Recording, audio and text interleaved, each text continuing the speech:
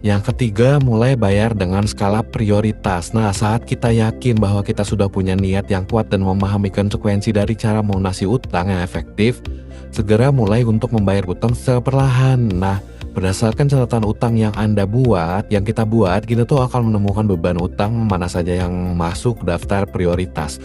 Lalu kita tuh bisa mengatur skala prioritas dari perhitungan tenor serta besaran total dari beban utang yang kita miliki.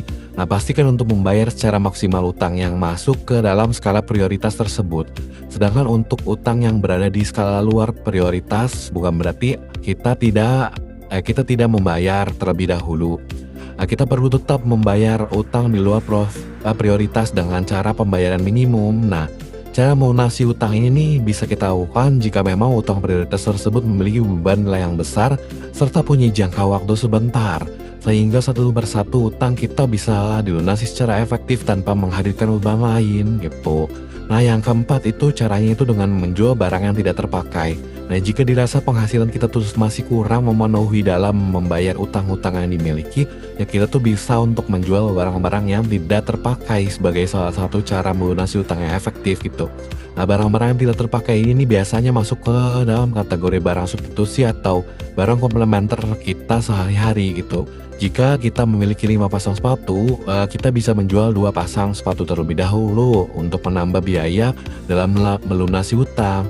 Nah, dalam menjual barang sebagai cara melunasi utang, kita juga bisa memaksimalkan peran media sosial or layanan e-commerce untuk membantu kita dalam mempromosikan barang yang hendak dijual sehingga dapat laku dalam waktu yang singkat. Namun, jika kita khawatir menjual barang-barang kita ke orang yang tidak dikenal, kita bisa lebih dulu menawarkan barang-barang tersebut kepada saudara atau sahabat gitu. Terus yang kelima itu ada take over credit gitu. Kita merasa bahwa cicilan kendaraan jadi salah satu beban utang yang menyulitkan kita dalam melunasi utang.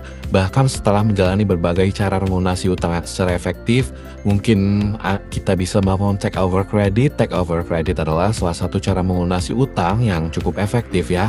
Kita juga bisa menjual kembali kendaraan kita yang masih memiliki cicilan untuk dilanjutkan kepada pihak membeli kendaraan nantinya gitu.